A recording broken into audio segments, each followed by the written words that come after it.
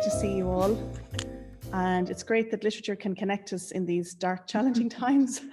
It's nice to see the friendly faces and the community of readers. So, fáilte go club leabhar aisteoirí bhocail ó Gaillimh go bplá clia á chur I láthair ag leabharlann Feiblí na Gaillimhe le tacaíocht ó Creative Ireland. You're very welcome to our final week, our fourth week of the Journeys and Words from Galway to Dublin Book Club, an initiative of Galway Public Libraries with the support of Creative Ireland. For those of you who've just joined us in this online book club, we have been exploring the worlds of Maeve Brennan on the East Coast, and we've traversed over to the West, and we are continuing our discussion about Lima Flaherty and two great writers of the 20th century. And this book club is following on from the highly successful book club that we had on Eilís Dillon throughout the month of October. And there was such a great demand for connections such as this and for a focus for readers and a community of readers that we decided to initiate this new book club. And I'm delighted to let you know that there's a further book club in the offing, in the works. So with more details to follow on that soon. So as we approach the end of our journey in words, now we're turning our attention this evening away from Lima Flaherty, the naturalist, to perhaps Lima Flaherty, the polemicist. So we saw last week in his stories the beauty and the harsh brutality of nature in stories such as The Cow's Death and The Conger Eel. Tonight we're moving towards Lima Flaherty, the historical figure, the man of action and the rebel, who also captured beautifully the oral traditions of the West and the ways of life of the farmers and fishermen of Arran. And I'm really delighted and excited that a wonderful historian is with us this evening, Maurice Casey, who is going to be speaking later on and sharing some of his many fascinating insights about Lima Flaherty, and indeed some of his social circle and his family, his brother Tom, etc. So, man is born a liar, otherwise he would not have invented the proverb, tell the truth and shame the devil. I thought we needed a good provocation from Liam to open this evening, and those are his opening sentences of his 1934 memoir, Shame the Devil. Man is born a liar, otherwise he would not have invented the proverb, tell the truth and shame the devil. So as I said, we looked at his nature sketches and we talked broadly about his life and writing career in general terms last week, and we heard some fascinating insights from Seamus Cashman, who knew O'Flaherty well, I suppose particularly in his as a senior citizen in his later years. Perhaps he might have been mellowed a bit more in those years too. And this evening we're going to look at the historical figure and talk about those other stories that I sent you, focusing on life in Arran and the oral tradition. And in case I forget, I also want to just to reiterate what I said last week about the wonderful annual festival that takes place on Inishmore every August to honour Liam and Tom O'Flaherty. Can you see a photograph there of? Yeah. You can, okay, because I discovered last week that the gremlin, it's showing me, it's not showing me what I'm sharing, but I'm glad you can see that. And that is the Phelan of Lahertuck. And it's really worth marking it in your calendar and making that trip, COVID permitting, hopefully. Last year, the event was run online, and it was a celebration of Brandon O'Hahar, the O'Flaherty's nephew, also a wonderful broadcaster and journalist and writer. So definitely, you know, it's really special, and there's nearly always an event at the Garden of Remembrance, which you see in the photograph there, and that's located right across from the O'Flaherty house, the homestead. So it's very special to make that trip, do that, and very meaningful. So I just wanted to, before I forget, to mention that again. The late critic Eileen Battersby wrote, "It remains too easy to confine a reading of O'Flaherty's highly cinematic art to 150, often superb short stories, many of them fables which present him as an intense primitive, preoccupied with the brutal inevitability of nature in its dealings with animal and man, while missing out on the political and socio-cultural dimension of his vision. O'Flaherty never forgot the landscape and lifestyle of his island home, but through his travels soon became quite cosmopolitan." And I suppose we'll be taking in that nomadic spirit this evening as well, and talking later on about how his travels influenced his writing as well.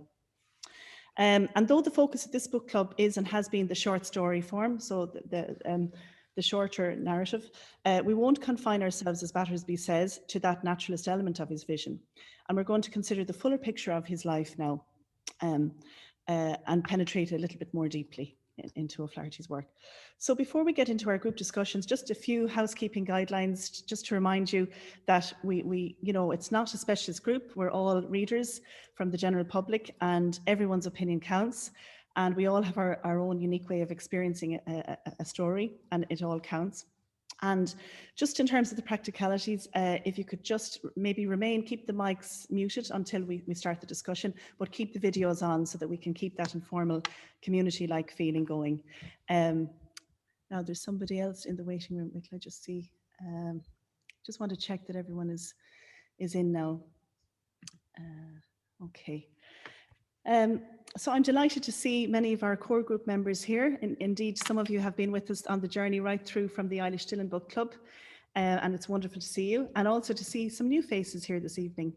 So I'm just going to scan across and see. There's Jenny. Hi, Jenny. Jenny's a new face this evening. Would you like to just, if I could ask you to just briefly say your name, where you're joining us from, and maybe if you have any familiarity with O'Flaherty's work, if you've read any of his work. So Jenny, yourself there? Okay, well, you wrote to me because I'm involved, in fact, the secretary of the Lima and Flaherty Society, and you asked for us to put this up on social media, and we did. Yes, thank you so very that's much. how I heard about the book club. I would have been interested in joining the earlier ones, but I just simply didn't know about them. So yeah, so I'm in Galway. And as I said, my link is that I'm the secretary of the society. That's great. And are you involved with Nua Scialta as well, Jenny? I've been talking a lot last week about the republication of some of the books. Yes. Are you? I know Tomás Mac Simón very well. I was in touch with him really throughout this republication project of the remaining banned books. So this is right through from 2013, when Nua Scialta republished The House of Gold. And they've since republished the remaining other two banned novels, as well as two stories that were not, well, no, they republished one of the two stories that had hitherto never been collected in short story collections. Yes, I think it's really important work. Yes. In fact, if I might say this at this point, in a few short weeks, I'm not quite sure, don't have a date yet. Yes. There will be an interview conducted by the Society with Tomás Mac Simón about this republication project and also his own work. He shares many common features with O'Flaherty. So that might be something worth noting. It will certainly be up on our social media when we have a date. Wonderful, wonderful. And of course, your social media is the Lima and Flaherty Facebook page. And Twitter. We have Twitter as well. Actually, yes. I set the Twitter account you know that. You set it up. 2017, exactly. I think it was, but yeah. Thank you. Thanks, Jenny. So those are our two public platforms, yes. Yes, indeed. And there's a Noni with us this evening, I believe. I'm just going to scan around and see if and a few people, I think the videos aren't working. I've got a few messages on chat here to say that videos aren't working. Have we any other new members joining us this evening who'd like to say hello? Well, it's great to see so many return customers, if you like. It's lovely to see you all. And thanks for sticking with us on this lovely journey. So I suppose, as I mentioned last week, O'Flaherty was very prolific throughout the 1920s, producing a novel per year. And in the 1930s, he continued in this vein for the first couple of years and entered a period of self-reflection, producing 3 memoirs entitled 2 Years in 1930, I Went to Russia in 1931, and Shame the Devil in 1934. And interesting, I Went to Russia is actually available by Bloomsbury, was published by Bloomsbury. And I ordered my copy before Christmas a good while ago. It still hasn't arrived, but it has a similar cover to this. So that's widely available on Book Depository and Amazon, etc. And rereading Shame the Devil now, I'm struck by how prescient his lines are and how resonant they sound in our contemporary moment in relation to the international crisis of neoliberalism and capitalism. For example, he writes, 15 years previously, I had fled from myself in a similar manner, but at that time the world was different. It was still possible for a penniless man to arrive in Winnipeg, Shanghai, Valparaiso, or Sydney and find bread by labour. Now, however, capitalist finance has completed its enslavement of mankind, turning five-sixths of the earth into an internment camp where, where poor slaves starve in the midst of untold wealth. There is no longer any haven of refuge on five-sixths of this mad earth for any poor creature who wishes to escape from the horrors of capitalist civilization. He must stand his ground and fight it or go under. So I just think it's, interesting to see this, and I suppose to think about in the light of the global inequities of wealth in the current climate.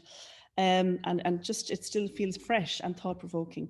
I also want to share a famous quote that's all over the web. It's funny if you look for quotes by O'Flaherty, and can you see that there?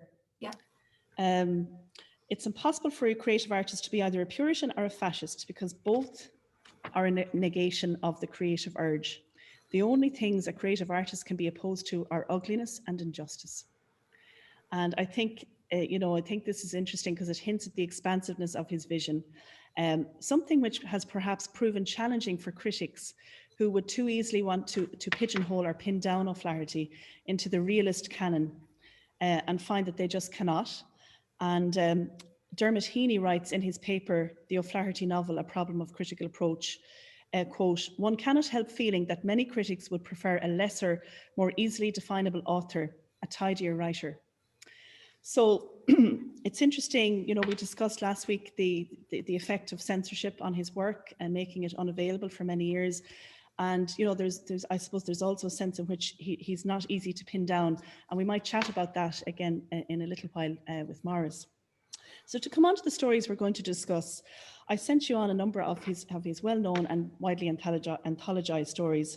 And so Going into Exile and The Letter, and The Outcast and The Fanatic and The Reaping Race.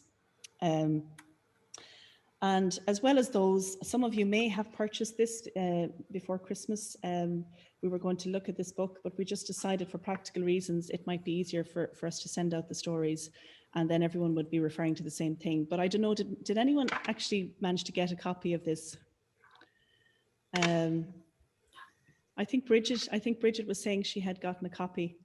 Anyway, we'll take this book into consideration of these stories too. There are 14 of them. It's a very unusual selection of his work, and there's quite a lot of caustic, satire in here. And the comedic aspect of his voice is something that doesn't get referred to often, which is also very interesting. He's great fun. It goes without saying that there's a wealth of stories, at least 156 stories in total to explore. So we're only tipping the iceberg here with these 10 stories sent out. And I hope that your appetite has been whetted to go a bit deeper and maybe look at further stories and then to maybe tackle the longer narratives and dip into his many novels. So to come on to our questions for this evening that we're going to discuss, we're going to break into our smaller groups as we do and chat for about 10 to 14 minutes. And I hope to try and get float among you and just be a little fly in the wall while you're chatting as well. So I'd ask you now to unmute your mics, please. And when you see a little sign that says join the room, if you could just press join room, then you'll be admitted into the room.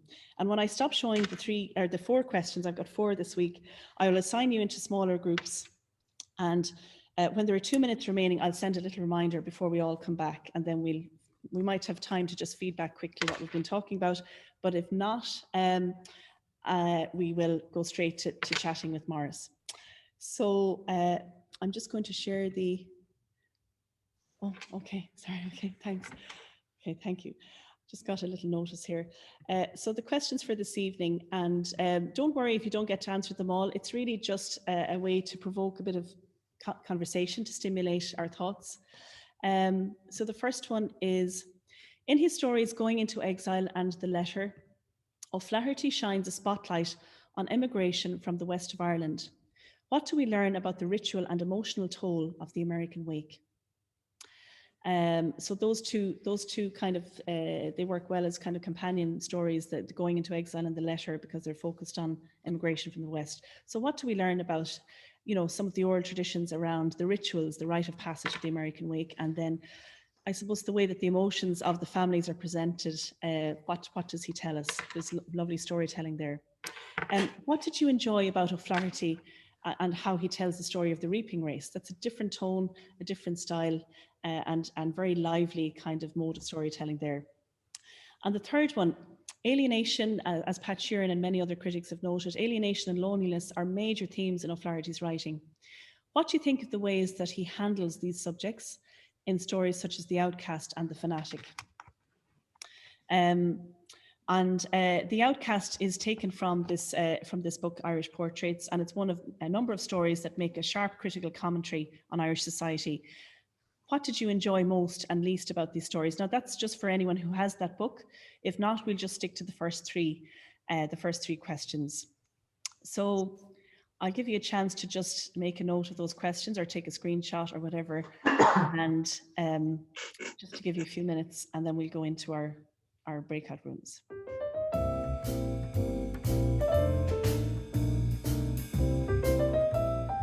So just Jenny was reminding us there's another short story by Lima Flaherty that you can all access now. It was published in the Irish Times, and it was rediscovered by Siosaph Coig of the Lima and Tom Flaherty Society.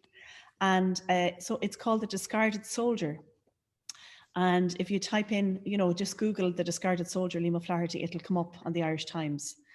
There was also a second one, which Nuash Gilta did republish, and that was called the cure for unemployment. The cure of unemployment. Now that appeared together with with A Modest Proposal, which is really the kind of stylistic background to a backdrop. Yeah. So O'Flaherty wrote his own version of A Modest Proposal, so it's published alongside that, and in a book called Three Leaves of a Bitter Shamrock, again by Nuash Gilta. So those were the two stories that we dug up and that have since been added to the canon. Yes, I'm particularly interested to read that Cure for Unemployment. All right, I know Maurice and I were chatting about it, and about the humorous, the humor that comes across too. It was when it was originally published, it was sold free for the unemployed and 1 shilling for millionaires. That's wonderful. Now, I was going to give you a big build-up with the drum roll, Maurice, so we have to give you your proper introduction here. So, but just to say I really enjoyed listening to the conversations, and there was fantastic engagement going on with the stories. Some people were wondering about the way that women are portrayed. It can be either the glamorous young woman or the dried up old woman. Some people were talking about the sadness that comes across in going into exile, and other people were talking about the rhythm of that story and how it's very visceral, and it kind of pulses along and draws you in its pacing, that it's beautifully written. And so it was fascinating to hear how you engage with the stories. And of course, I was just thinking, listening to the Mother and Baby report driving in, that the Outcast is very apt for our times too, isn't it? Anyway, I'm conscious that we have a wonderful guest speaker here this evening with lots of insights. So Maurice Casey, drum roll, is the historian in residence at the Epic Irish Immigration Museum. So Epic Irish Immigration Museum. He carried out his doctoral research at the University of Oxford, where he partly explored how Lima Flaherty's writing was introduced to Soviet audiences. His current book project explores how a single Moscow hotel shaped the lives of several 20th century artists and revolutionaries, including Lima Flaherty. You're very welcome, Maurice. Thank you. Delighted to have you here. And indeed, I was very fortunate to be present in the audience when I was on the committee there a few years ago on Arran for the Féile in 2017, when you shared your fascinating research with more than a few revelations too as part of that presentation. It was very memorable. So it's really fantastic to have you with us. Can I just start by asking you how you first came to research O'Flaherty? Well, firstly, thanks, Emily, for having me along. I cherish every moment to talk at length about Lima Flaherty. I think he's a really fascinating figure. And sometimes I feel as though the universe kind of threw Lima Flaherty at me. I knew of him as someone who's interested in the history of the Irish left. But I hadn't really digged into him too deeply until in 2015, I won a radio competition on RT Arena to win a trip to Inishmore to go to the O'Flaherty Festival in 2015 when Seamus was the keynote speaker. And so I owe the O'Flaherty Festival a great deal for first sort of sparking my real interest in Lima Flaherty. Okay. And yeah, so that's really how I got started with him. And then he sat at the back of my mind for a few years until I made some discoveries during my PhD, and ever since that, I've been kind of on a research journey with not only Lima Flaherty but his wider family as well. Yes, and you've amassed so much information in such a short period of time. It's breathtaking. I can't believe that it was through Arena that you. It's a lovely story. Well, I suppose O'Flaherty enters Irish political history in the 1920s, and we're rapidly coming up to the 99th anniversary of his seizure of the Rotunda on the 21st of January in 1922, and something that I'm sure we're all very curious about. He hoisted the red flag of revolution and called himself the chairman of the Council of the Unemployed. So what do you think he was trying to achieve by doing this, making this very symbolic gesture, or indeed were his intentions much greater than symbolism? And ultimately, how effective do you think he was? Well, I think it's a really interesting story, the Rotunda seizure, and it's something I've done a lot of research into.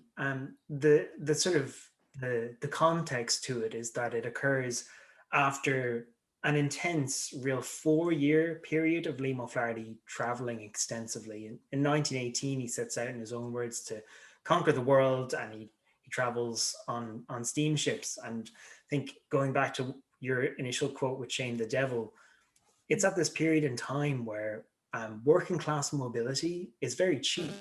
And working class people travel a lot and they speak a lot of languages. So it's an inversion of the contemporary idea that global travel is elite and learning other languages is elite. Flaherty is part of that really internationalist world. So he arrives back into Dublin just as the Communist Party of Ireland is being founded. So that is founded, but even around November of 1921. And then that brings together such luminaries as Roddy Connolly, who was the son of James Connolly, of course. And so Flaherty becomes involved in that circle. And then, he's not in that circle for long when the seizure of the Rotunda takes place. I believe it's January 21st, 1922. And, sometimes I don't know whether to treat it more as working class insurrection or performance art, because it has a lot of performative elements. Lima Flaherty wrote a manifesto, which I have never been able to find, and I know that the Flaherty Society as well has tried to find it. Jim Phelan, who later became a very well-known writer of tramp life in Britain, was in the Rotunda with O'Flaherty, and he wrote in his memoir that Lima Flaherty's manifesto was one of the greatest revolutionary manifestos written since the French Revolution. So wow. he doesn't undersell it. He doesn't understand. Can we please copy of it? Can someone please find it? Yeah, we've no idea what happened to it. But one revelation which I will share with you is that I do know what happened to the red flag. Oh. So the red flag that was flown over the Rotunda was shipped off to Tom O'Flaherty in New York and was raffled off by the Communist Party in the US in order to raise funds for the political prisoners of the class war, as the Daily Worker put it.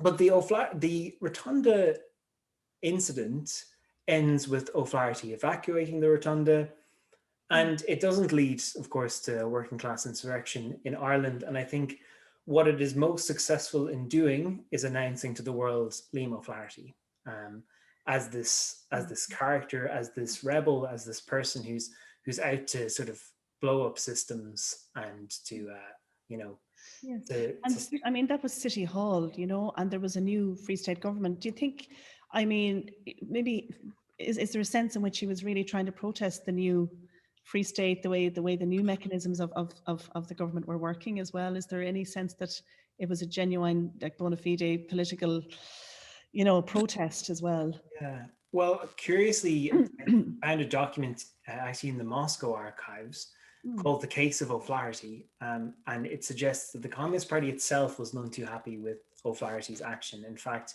it's the document is a disciplinary report of O'Flaherty for going ahead with it.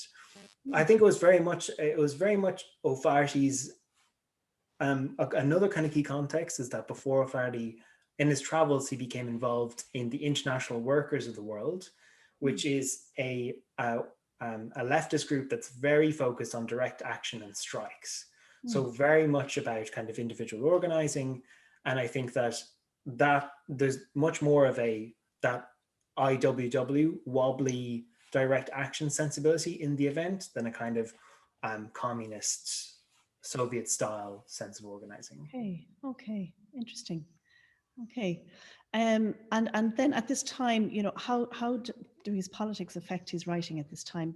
I know he gives very little to it in Shame the Devil, and he kind of talks about it very elliptically, but he does say that he saw that some of his communist comrades were bigots as well, and he decided to depart for Liverpool and all the rest. But yeah, I'm just wondering how at this time is his writing infused with the politics at this particular time?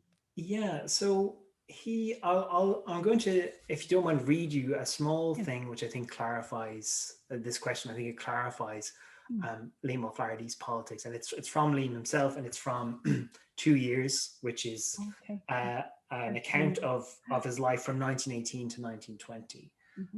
But it ends on this note. It ends in 1920, and his brother Tom's communist friends are telling him, "Oh, you're very lucky to be returning to Europe. It's about to erupt in a world revolution." And Tom kind of finds this, he doesn't believe it. And so he writes this passage here where he says, "What then was the world revolution to me, who is fit to be no better than a drummer in its wars, or the holder of a stirrup for some brass-brained boor to put his foot therein? Now I saw the world and its laws, its wars, its prophets, and the quickly changing countenance of its philosophy as a drama filmed on a globe beyond my being, but turning to my hand and subject for the exercise of my observant vision, shrinking with a coward's fear from the magnificence of the world's tumult, that arena where strong men battle for power, where gods and the various sciences of government are like pieces of chess in a game played by men whose nerves are steeled by the greatness of their ambition. I took refuge in the delicately fashioned world of my imagination. Hidden there from observation, I could build my own castles and mine the outer strength I lacked with wordy subtlety. What place could be more remote than the place of my nativity, a rock forgotten by the world? On its bleak rocks, I would make my soul dance and rock my songs on the cradle of the great ocean winds that blow against its cliffs, and then set forth into the world armed with a wiser weapon than my hands could wield." Wow. So that to me represents a kind of turn in O'Flaherty, and a creation of almost a distinction in some of his fictional writing, and then his more overtly polemical or engagements with politics in other forms of writing. Yes. And that he believes that there's a value to sort of capturing the natural world, and that's in many ways what he will commit himself to do in his artistic writing. He could always be relied through the 1920s and the 1930s to sign whatever declaration that the kind of Soviet Union of writers wanted to kind of declaration of defense of the Soviet Union. Very and so overtly on. leftist, yeah. But at the same time, he defies classification of one of those really committed writers like an André Gide or Henri Barbude, or these writers who were known as fellow travelers and so on. So yes. O'Flaherty, he retains an independent mindedness, and he encapsulates in that book. He speaks about that world in the past tense.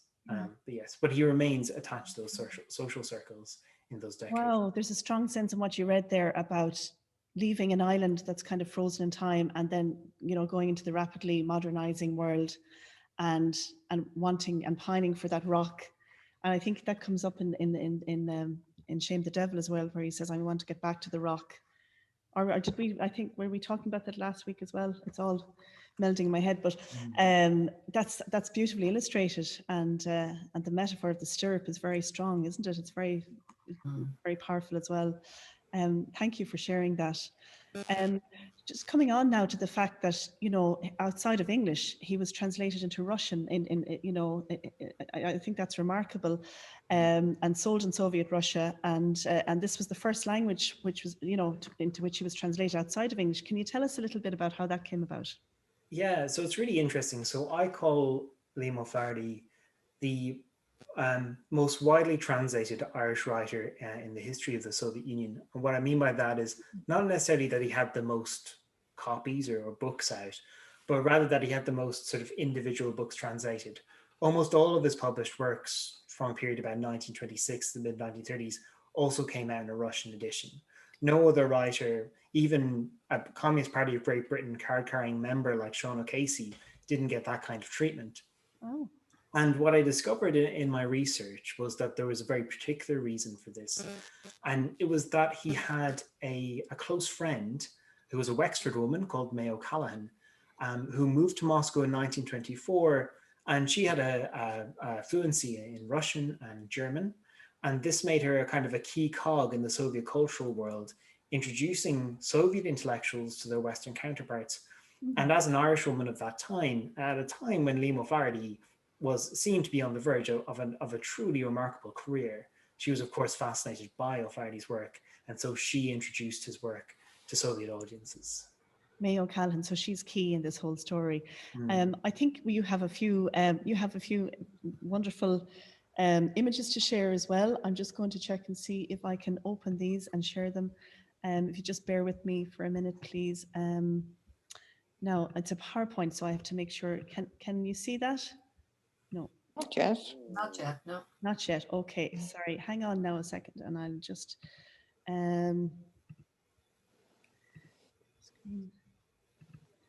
Now, there. Yes. Yeah.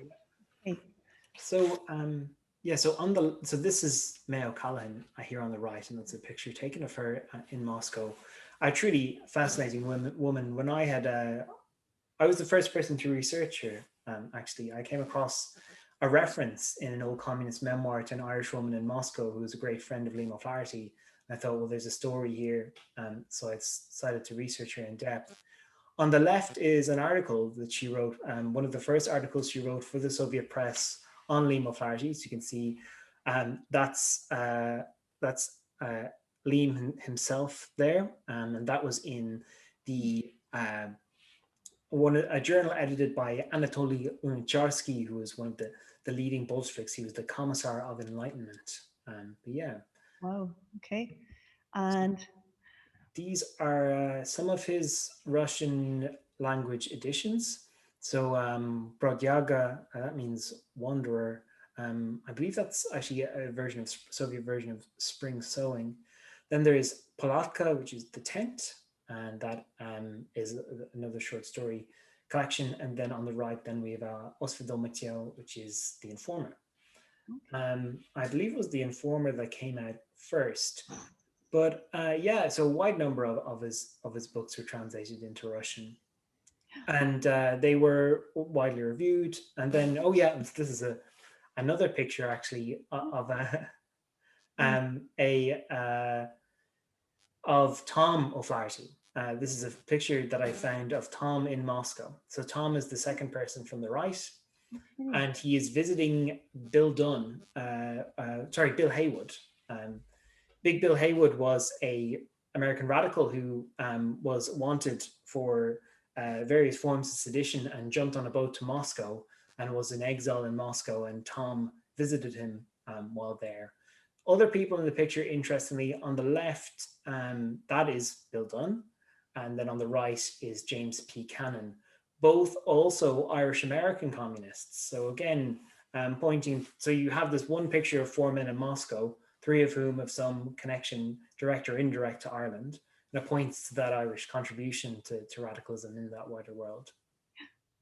And we have a remarkable picture here for the final. Would you like to tell us about this particular? Yeah, this is a great a picture that I really love, and I think Seamus is at this event somewhere in this picture also. Seamus Cashman, that's great. Yes, Yeah, and it's Liam, and it's his two daughters. So Pegeen there in the middle, and Joyce there on the right, and Pegeen and Joyce are also, they point us to the history of Lima Flaherty's wider world and his wider family. Pegeen, who is very happily still with us, she is the daughter of Liam and Margaret Barrington, who was a Donegal-born novelist, a very important writer in her own right, who's undergoing something of a rediscovery, particularly spearheaded by Sinead Gleeson. And then Liam's second daughter, Joyce, who has a much more complex, in many ways, a more complex story as well. She was born as a result of, as I discovered through my research, she was born as a result of Lima Flaherty's Soviet translations. She was the daughter of the woman tasked with bringing back Lima Flaherty's Soviet royalty payments from the Soviet Union, an East London Jewish communist called Mayo Cullen. And Joyce was born in 1929. It's another kind of important factor to think of when we think of the history of Lima Flaherty, is that he was a charmer, and he was a kind of a legendarily good-looking guy. Ethel Mannin, the anarchist writer, wrote in her memoir that there was a legend at the time that no woman could see Lima Flaherty's blue eyes and resist. And she wrote that she'd always wanted to meet him just to prove that it wasn't true. Yes, we're not a superficial book club, but it has to be noted that both Maeve Brennan and Lima Flaherty were quite stunning looking writers. And I think Seamus was telling me in Jamet's restaurant, they said O'Flaherty was the best looking man in Europe. They used to say he'd come in and everyone would hold their breath when he'd walk through. Might I just add as well that Pegeen was a fluent Russian speaker. She was a medical translator for surgeries and so on in London, and that's interesting as well. Absolutely, because Russia predates in the life of Lima Flaherty predates even the creation of the Soviet Union. He was a keen reader of Dostoevsky. Dostoevsky was enormously important to him as an author. I think Dostoevsky and drawing that parallel with O'Flaherty, I think, can illuminate a lot of his life and his writing. I'm just conscious of our time, but I could stay talking to you all evening, but I just to come back to Tom, because we haven't really given Tom much of a mention. Could you maybe tell us a little bit more about how important Tom is and significant a figure he is as well? Yeah, so Tom is really interesting, and the wider family is really interesting. So Tom and Liam were two of 14 children, 11 of whom survived infancy. And Tom was the older, and he went off to Boston initially around the time of the First World War, and he was involved in labor journalism for years and years. He was a very prolific editor. You see him on the masthead of almost every major radical publication of that era. He remained committed to an idea of revolution. He broke with the Orthodox Communist Party. Of course, there was a divide between those who sided with the oppositionists, i.e. Leon Trotsky, those who remained aligned to the Soviet Communist Party. And Liam kind of delves into that world of oppositional communist politics, but then kind of leaves it behind, and he returns to Arran in the early 1930s. And I think that we're very lucky that he did, because he wrote Arran Men All, which I think is a really fantastic book, a really fantastic account of what it means, as we mentioned earlier, to leave a place that seems to have kind of fallen out of time, to trust yourself into this revolutionary modernity for decades, and then to return back to that space, which in many ways hasn't changed. And I think that that's a really unique perspective, and it's something that would have been familiar, an emotion that would have been familiar to Liam as well. So I think Arran Men All is an important part of understanding Liam. And that's just before we close up, I think, suggesting for further reading for people who want to understand the kind of a holistic sense of Liam Flaherty, not just Aaron Menol, but also Lima Flaherty's wife, Margaret Barrington, wrote a book called My Cousin Justin, which came out in 1939. There's a character in that called Egan, who many would suggest is a sort of a loosely fictionalized portrait of Lima Flaherty. So it's Barrington's perspective, which I will advise you would not be the world's most sympathetic, but it is an interesting portrait of someone who we could see as O'Flaherty in that period of the Irish revolutionary struggle in particular. Thanks, Maurice. That's fascinating, because that's what I was going to ask you next, of course, following on from this book club, and hopefully we'll keep the interest in O'Flaherty alive. We'll keep reading and circulating his work and talking about it and keep it fresh and keep looking at it with fresh eyes. Just so you'd recommend Aaron Menol and Margaret Barrington's book as well. Yeah, and novels, I know it is difficult to get, I've been getting them really secondhand on Amazon. I got this in Charlie Byrne's bookshop in Galway, The Black Soul. I got this on Amazon. I've been trying to I got The Ecstasy of Angus. I got, Seamus, here's the proof I got it. Oh, very good. Margaret Barrington's collection of short stories, David's daughter Tamar, should be around there as well. Yeah. Okay. And Famine, of course, I mean, that has been mostly, I suppose, one of those novels, one of his finest. There are newer issues of it circulating, and it's easy enough to get that, I think. But thank you very much for those recommendations, Maurice. If I could squeeze in one other kind of contemporary suggestion, which may be kind of left of field, that resonates with the kind of crises we face today.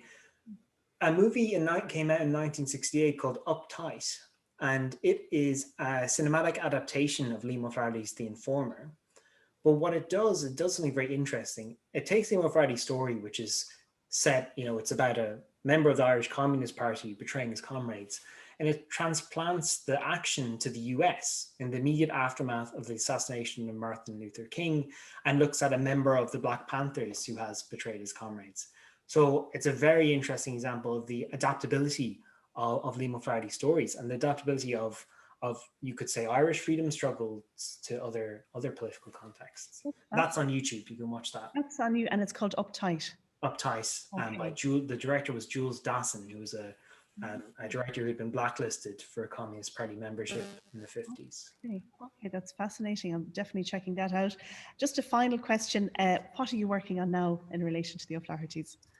Yeah, so my big book project, which expands and contracts depending on the week, is a history of the Hotel Lux, which was a hotel in Moscow, and it's where Mayo Cullen lived.